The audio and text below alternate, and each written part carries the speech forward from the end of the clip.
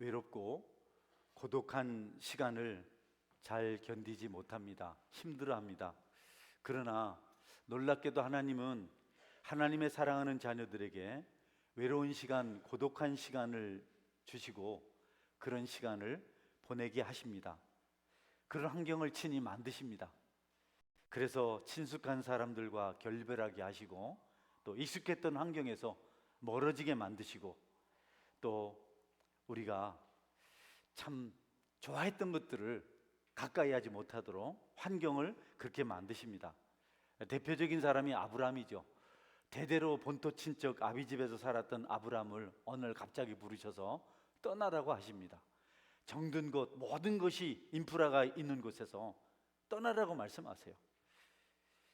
그리고 그는 그날부터 여러분 나그네 인생을 삽니다. 힘들고 어려운 시간들을 보내게 됩니다. 성취라고 생각했던 것들, 그런 것들이 더 이상 위로가 되지 않아요. 결심하고 만났던 것들이 오히려 우리에게 장애가 됩니다. 가족이나 혹은 은인이라고 믿으면서 소통했던 사람들, 또 우리가 보람을 느꼈던 그런 일들을 우리에게서 멀게 만드십니다. 여러분, 그럴 때 우리는 그것이 우리를 부르시는 하나님의 부르심인 줄 알아야 됩니다. 하나님이 나를 찾으시려고, 나를 만나시려고 내가 좋아하는 것들을 나에게서 멀어지게 만드셨구나.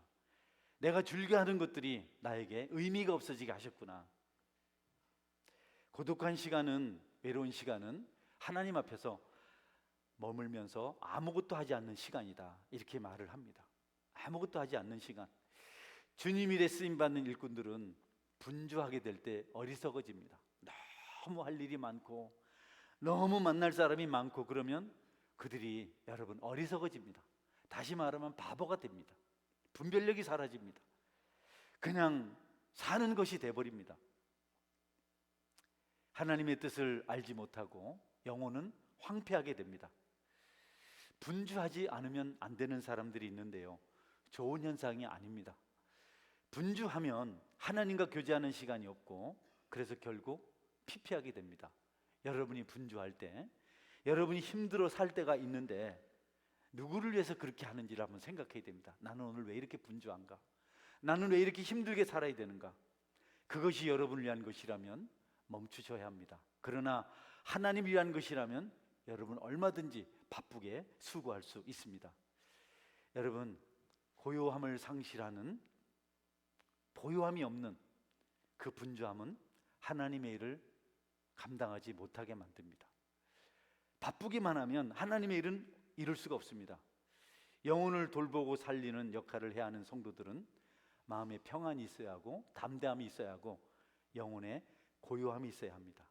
그래서 성도들은 아무것도 하지 않고 시간을 정기적으로 보내야 되는 그런 것이 필요합니다.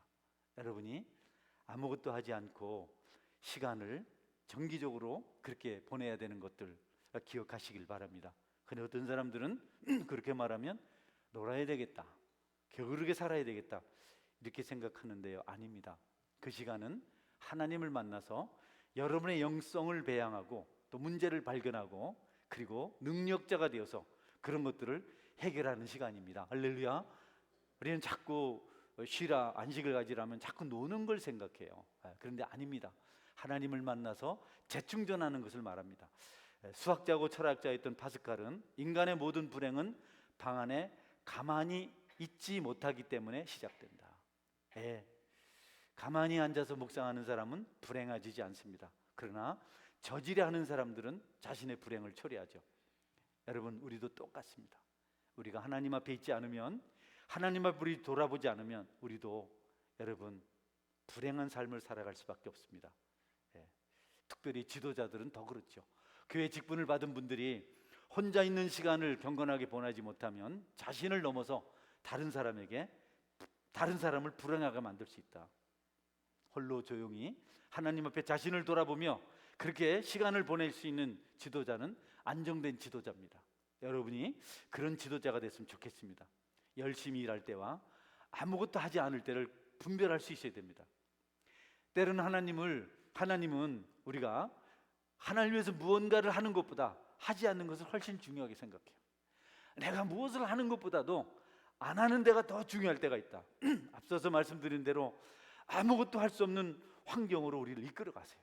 너무 바쁘고 너무 그냥 힘들고 너무 애착을 많이 가지면 우리를 조용히 불러내서 벼랑 끝에 세우십니다.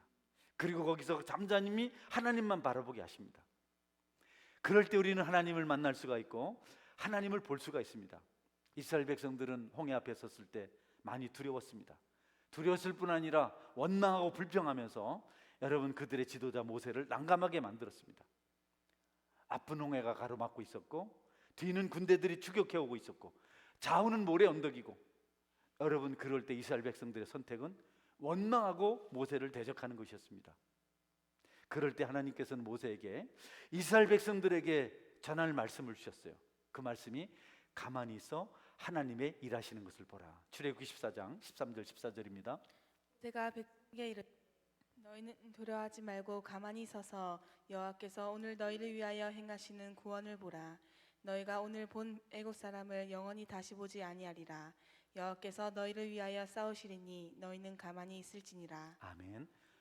어렵고 절망적일 때 하나님을 바라봐야 됩니다. 움직이면 움직일수록 수렁에 더 깊이 빠질 수가 있어요. 벼랑 끝에 서 있는 사람은 멈춰야 됩니다. 여러분 이스라엘 백성들에게 너희들은 가만히 있을지니라 내가 너희를 위해서 싸울 것이다. 분주한 일은 분주함은 소득이 없는 일입니다. 그러나 잠잠히 기다리며 기도하면 하나님께서 일하시는 능력을 보게 되고 여러분이 풍요 가운데 살 수가 있습니다. 바쁘기만 하면 하나님의 음성을 들을 수 없습니다. 여러분 하나님의 인도하심을 알지 못합니다. 잠잠히 하나님만 바라볼 때 구원의 길을 볼 수가 있고 여러분이 무엇을 할지를 깨달을 수가 있습니다. 하나님 우리를 그렇게 만드십니다. 시편 62편 1절을 볼까요? 나의 영혼이 잠잠히 하나님만 바라며 나의 구원이 그에게서 나오는도다. 같이 읽어볼까요? 나의 영혼이 잠잠히 하나님만 바라며 나의 구원이 그에게서 나오는도다. 할렐루야. 여러분 순종하며 나갈 때 하나님 의지할 때 하나님이 어떤 분인지를 알게 되고 우리는 안심하게 됩니다. 위로를 받습니다. 그리고 성령 충만한 자들과 함께 움직이기 시작합니다. 그들과 더불어서 같은 곳을 바라보며 같은 곳을 일할 수 있는 그런 여유가 생기고 지혜가 생깁니다. 하나님은 많은 일을 하시지만 또 안식하는 분이십니다. 그리고 우리에게도 안식하라고 하십니다. 창세기 2장 2절 말씀입니다. 하나님이 그가 하시던 일을 일곱째 날에 마치시니 그가 하시던 모든 일을 그치고 일곱째 날에 안식하시니라. 출애굽기 20장도 볼까요? 안식일을 기억하여 거룩하게 지키라. 네, 안식은 지혜입니다. 한번 따라할까요? 안식은 지혜입니다. 예, 예. 여러분 중에 이름이 지혜인 사람이 있죠? 예, 그 지혜가 아니고 명철입니다. 안식은 그냥 쉬는 게 아니고 지혜입니다. 지혜자는 아무것도 하지 않을 때 풍성함을 경험합니다. 지혜자는 아무것도 하지 않을 때 하나님을 봅니다. 성경적인 아무 일도 하지 않는 것은 게으름이나 방탕을 말하지 않습니다. 성경적인 안식은 그냥 무기력하게 살아가는 것을 말하지 않습니다. 성경적인 안식은 하나님을 찾는 전략이다. 안식은 전략입니다. 여러분이 하나님 말씀 앞에서 적당히 쉴 수 있으면 여러분 좋은 전략을 만들게 될 것입니다. 할렐루야. 전쟁을 하러 가는 사람들은 전략이 필요해요. 그래서 우리가 안식할 때 우리에게 전략이 찾아옵니다. 유다 왕 여호사밧은 큰 군대 앞에서 아무것도 할 수 없었을 때 하나님께 기도했습니다. 그의 기도 내용이 역대하 20장 12절에 나옵니다. 우리 하나님이여 그들을 징벌하지 아니하시나이까. 우리를 치러 오는 이 큰 무리를 우리가 대적할 능력이 없고 어떻게 할 줄도 알지 못하옵고 오직 주만 바라보나이다 하고. 할렐루야. 너무 큰 적이 오니까 뭘 할지 모르겠어요. 어떻게 될지 모르겠습니다. 오직 주님만 바라보나이다. 중과 부족의 문제에 부딪히거든 여러분도 오직 주만 바라보시길 바랍니다. 할렐루야. 건드리면 건드릴수록 더 심각해집니다. 나 좀 내버려두세요. 아주 좋은 말입니다. 예. 때가 되면 합니다. 예. 저는 다르죠. 때를 기다릴 시간이 없습니다. 이렇게 때를 기다려야 돼. 예. 가만히 있어야 돼.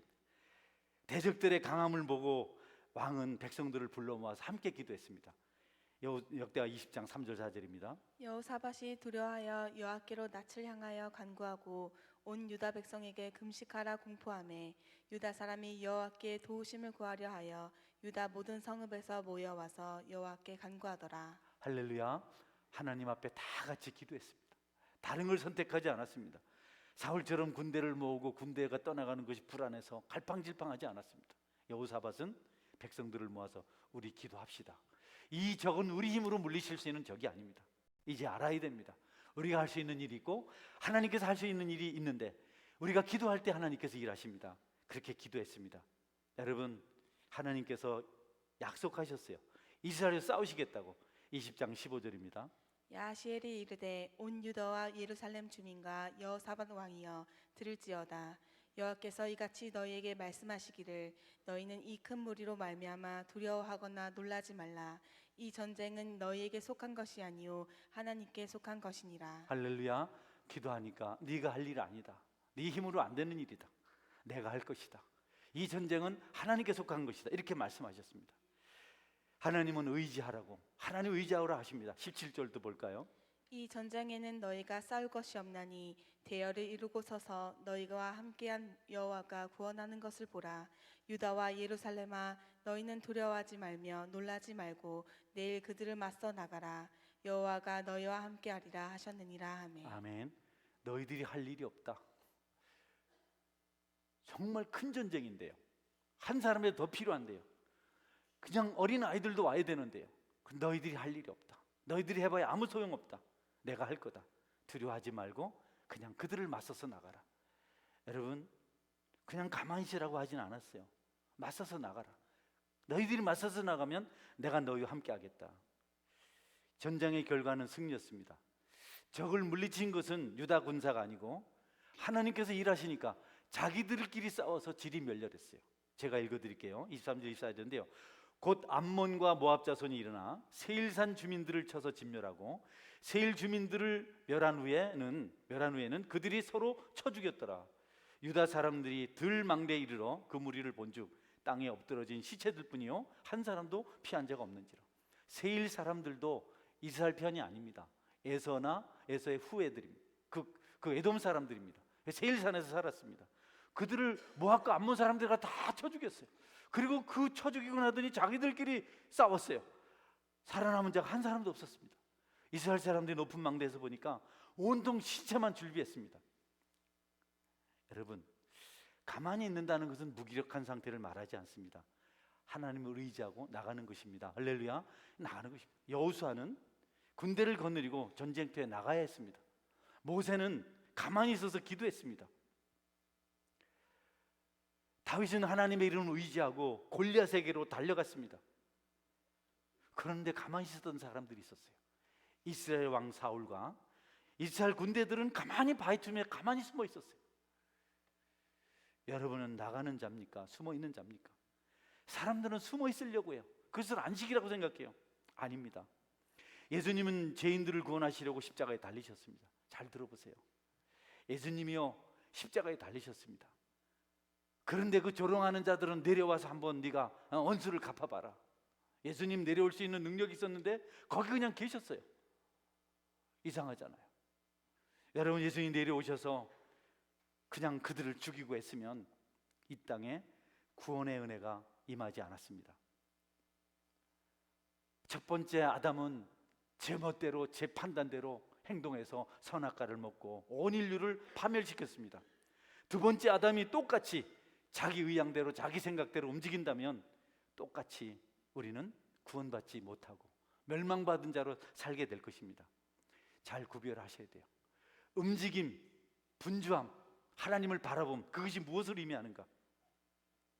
십자가를 버리고 땅에 내려오셔서 칼로 원수들을 물리치고 세계를 정복하는 것이 하나님의 일이 아니었고 거기서 달리셔서 고통당하는 것이 하나님의 일이었습니다. 여러분, 가만히 있는 것이 예수님에게 더 어려운 일이었습니다. 더 고통스럽습니다. 내려오면 다 해결할 수 있는데 거짓 선지자들이 하나님을 핑계로 여러분 혹세 무민했던 이야기들이 성경에 나옵니다. 선지자 에레미야는 하나님 말씀을 들고 시드기야 왕을 찾아가서 바벨론에 항복해야 합니다. 그것이 하나님의 뜻입니다 라고 이렇게 증거했습니다. 여러분, 왕에게 항복은 가장 치욕스러운 일입니다. 하나님께서 그렇게 말했다고 왕에게 말씀을 그대로 전하니까 거짓 선지자들이 왕을 속여요. 가문이설로 항복하면 안 된다고 말합니다. 하나님 우리 편입니다. 하나님이 촛불을 가지고 그들을 물리칠 겁니다. 왕은 결국 거기 속아서 항복을 거절하고 여러분 잡혀가서 두 눈이 뽑혔고 유다 왕국도 그 왕대에 멸망을 했습니다. 거짓 영을 받은 선지자 하나냐는 평안을 외쳤습니다. 편안합니다. 좋습니다. 아무 문제 없습니다. 행복합니다. 그리고 하나님께서 예레미야의 목에 두신 멍에를 꺾으면서 이와 같이 하나님께서 바벨론의 멍에를, 느부갓네살 멍에를 꺾었습니다. 우리가 이제 이겼습니다. 여러분, 시련은 짊어지고 가는 것이지 내던지는 것이 아닙니다. 할렐루야. 우리는 자꾸 귀찮은 걸 버리려고 하고 귀찮은 사람을 외면하려고 하고 그냥 귀찮은 걸 왜 그냥 싫어해요. 근데 하나님은 그러지 말고 짊어지고 가라. 시련은 짊어지고 갈 십자가지. 박해 속에서 믿음을 지킬 때 하나님을 볼 수 있고 하나님의 축복을 얻을 수 있습니다. 할렐루야. 어려울 때를 잘 이용하세요. 힘들 때 그 모습으로 하나님을 만나십시오. 하나님은 가련한 모습을 도와주시길 원하십니다. 우리는 지난해 어렵고 힘든 환경에서 새 생명 훈련했습니다. 초중급반, 고급반, 간사반. 엄청나게 힘든 훈련이었습니다. 많은 분들이 힘들어하면서도 감당했습니다. 여러분 아시잖아요. 그때 많은 성도들이 전도되었습니다. 할렐루야. 그리고 등록했습니다. 지난 2월 달에 중고청 새생훈련을 했습니다. 정말 억지 춘향이죠. 그냥 교회 나오기도 어려운 아이들을 어떻게 해서 훈련했습니다. 나는 믿습니다. 그런 시련의 장벽들, 그런 짐을 짊어진 것이 나중에 은혜가 되고 부흥이 되고 축복이 될 줄 확실히 믿습니다. 그 아이들은 오고 오는 시대에 기억할 겁니다. 그때 우리 모여서 전도 나갔잖아. 어떤 분이 그런 말씀하셨어요. 초등학교 5학년짜리가 가서 이렇게 복덕방인가 어디 가서 사역일 전하니까 그분이 다 듣고 네 자의로 왔나 시켜서 왔나? 네 시켜서 왔나? 경찰서 가서 고발해라. 네, 그런 일을 겪으면서 했는데요. 그 아이는 훗날 이야기를 회자하며 믿음을 견고히 할 것입니다. 할렐루야. 우리는 가만히 있는 것이 자꾸 안식하는 거라고 생각하는데 그렇지 않아요. 베드로는요 사역 초기에 엄청난 기적을 향했습니다. 안진뱅이도 일으키고 죽은 자도 살리고 병도 고치고 굉장한 일을 했습니다. 그런데 사역 후반기에는요 고난을 예찬합니다. 시련을 그는 감사함으로 받으라고 말합니다. 너희들이 하나님의 일을 하고 순종할 때 어려움이 찾아온다. 아픔이 찾아온다. 그때가 진짜다. 베드로전서 4장 12절 14절입니다. 사랑하는 자들아, 너희를 연단하려고 오는 불시험을 이상한 일 당하는 것 같이 이상히 여기지 말고 오히려 너희가 그리스도의 고난에 참여하는 것으로 즐거워하라. 이는 그의 영광을 나타내실 때에 너희로 즐거워하고 기뻐하게 하려 함이라.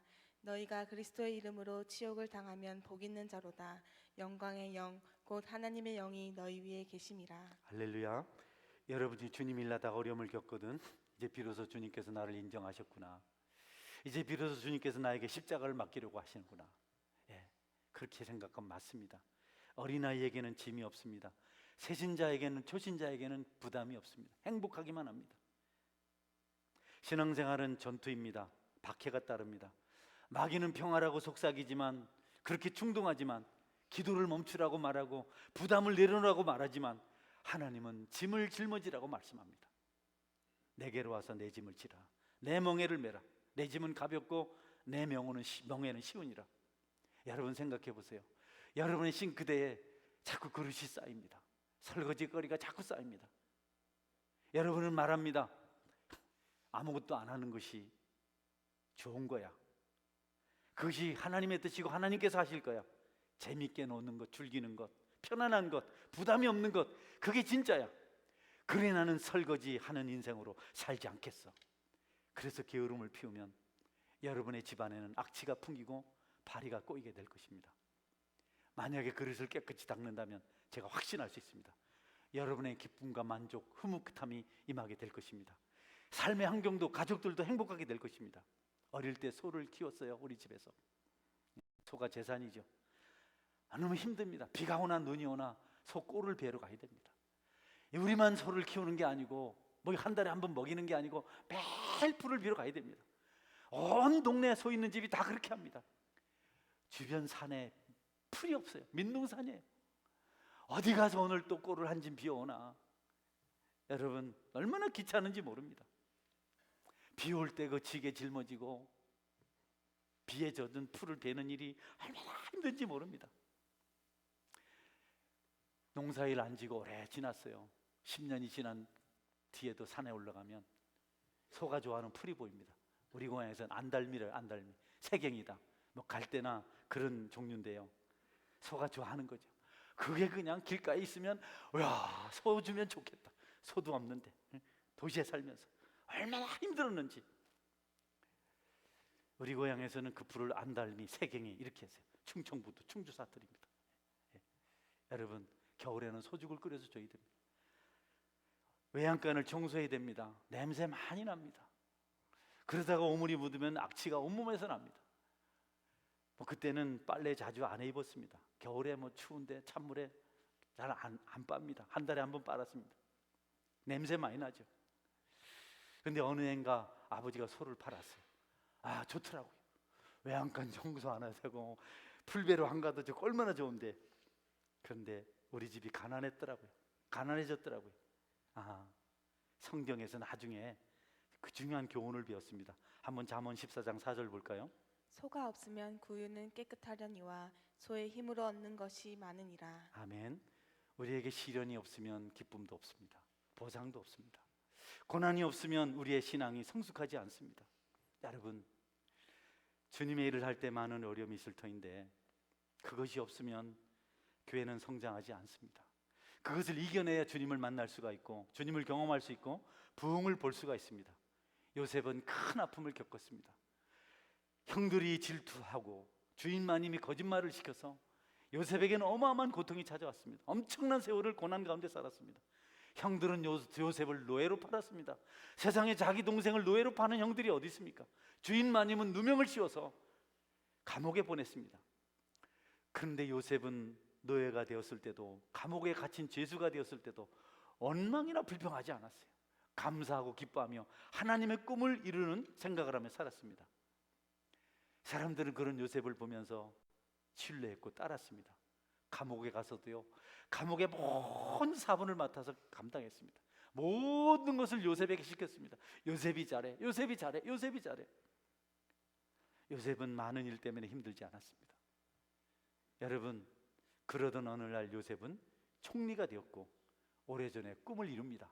아버지, 해와 달, 11별, 11형제가 애굽에 와서 요셉 앞에 머리를 숙이고 절하는 일이 이루어졌습니다.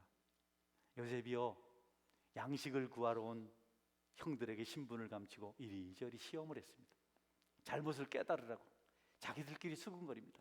우리가 동생을 죽였기 때문에 오늘날 이런 어려움을 겪는다. 예.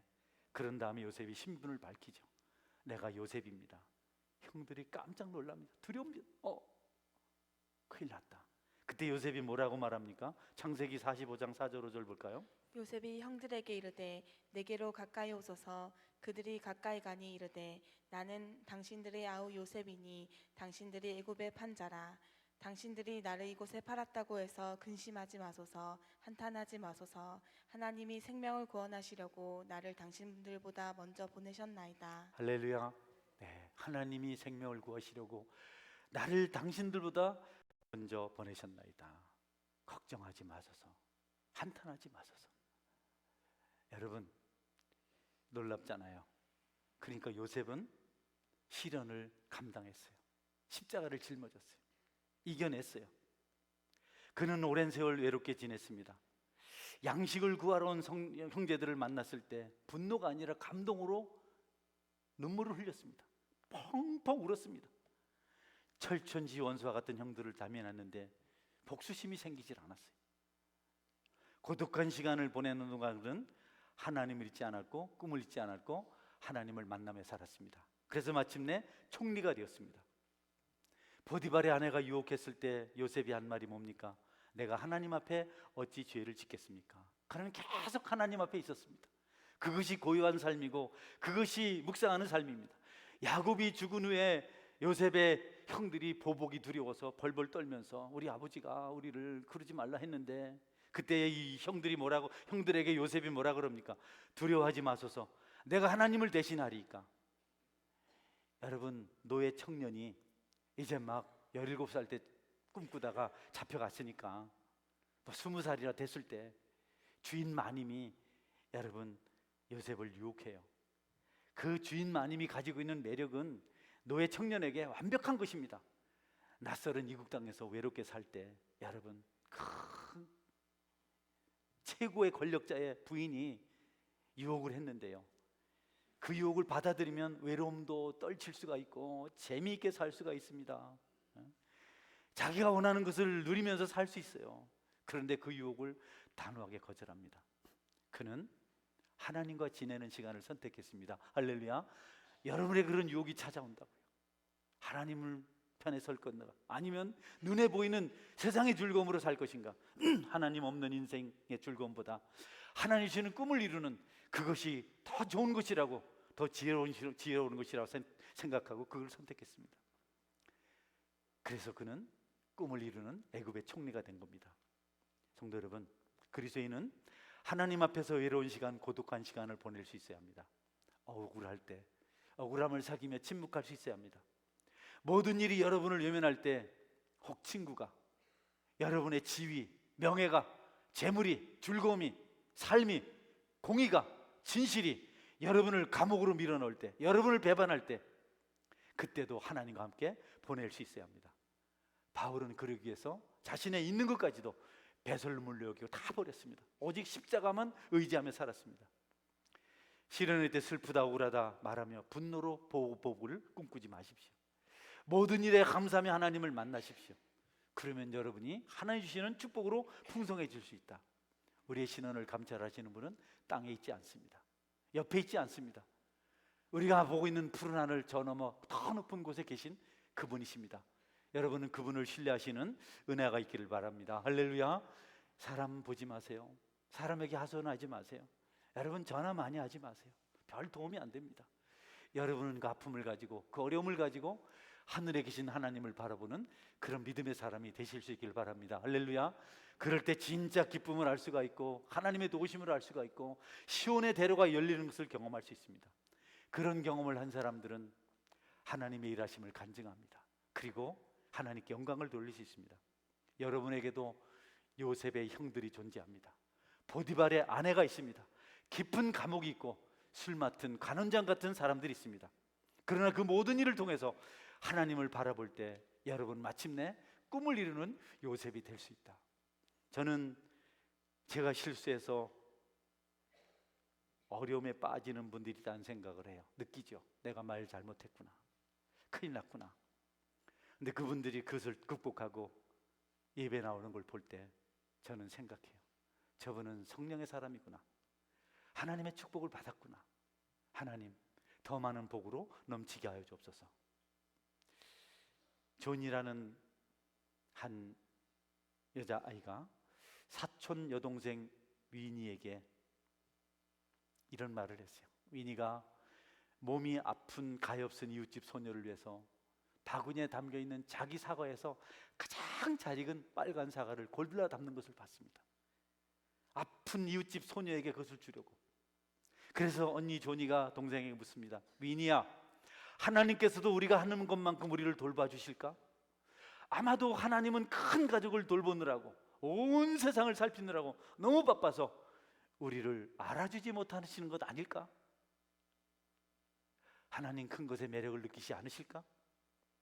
그때 위니가 고개를 저으며 좌우로 흔들며 말합니다. 유아 침대에서 아기를 들어 올리고 있는 어머니를 가리키면서 이렇게 말합니다. 엄마는 큰 가족을 거느리고 있다고 해서 아기를 잊어버릴 만큼 바쁘지 않아요. 예, 조니가 대답합니다. 맞아, 엄마는 우리 중에 제일 작은 아기를 가장 먼저 생각할 거야. 하나님도 작은 가족들을 먼저 생각하고 계신 것이 틀림없어. 저도 이 대답에 동의를 합니다. 여러분 외로우신가요? 소외들 다 당하셨습니까? 너무 억울하십니까? 여러분이 감당하세요. 하나님은 작은 자와 함께 있기를 원하십니다. 가장 어렵고 힘들 때, 벼랑 앞에 섰을 때 하나님이 여러분을 돕고 있다는 사실을 기억하십시오. 하나님을 믿고 따르며 그분의 일을 감당할 때 어려움에 직면하지만, 외로울 때가 있지만 그 속에서 주님을 발견하게 되고 여러분은 하나님이 주신 축복을 받을 수가 있습니다. 비껴가지 마세요. 여러분, 거절하지 마세요. 이것은 내 일이 아니라고 그렇게 하지 마세요. 여러분이 앞서서 그 일을 감당하고 짊어지면 세상이 줄 수 없는 기쁨과 만족을 여러분은 얻을 수가 있습니다. 끊임없이 유혹과 시련과 환난이 우리에게 있습니다. 아무도 그것이 없다고 말할 수 없습니다. 그때 여러분은 하나님을 선택하십시오. 요셉과 같이 하십시오. 그러면 여러분이 하나님께로 받은 꿈이 이루어지는 것을 보게 될 것입니다. 어려울 때 두 손 들고 찬양하십시오. 힘들 때 하나님께 영광을 돌리십시오. 더욱 당당하십시오. 초조해하지 마십시오. 무기력해지지 마십시오. 낙심하지 마십시오. 우리가 할 수 없을 때 하나님께서 일하십니다. 전쟁은 여호와께 속한 것이니라. 이 믿음이 저와 여러분의 있기를 주의 이름으로 축원합니다. 아멘. 같이 기도하겠습니다. 하나님, 나는 부족합니다. 나는 자주 넘어집니다. 또 나는 어려움이 있습니다. 하나님, 힘든 과정에 있습니다. 나를 도와주십시오. 믿음으로 승리하게 하여 주옵소서. 혹시 봉사 현장에서 버거움을 경험하고 힘듦을 경험하고 절망할 만큼 고뇌하는 형편에 있는 분들이 계시다면 하나님께 도움을 구하십시오. 하나님 말씀하실 겁니다. 여러분의 그 어려움을 알기 때문에 내가 너와 함께한다. 내가 너를 도울 것이다. 너를 홀로 두지 않을 것이다. 그러나는 다윗처럼 나가고 여호사처럼 나가고 모세처럼 기도하라고 말씀하실 겁니다. 여러분께서 그런 기적을 경험하며 살도록 하나님께 함께 기도하실 수 있기를 바라서 기도합니다.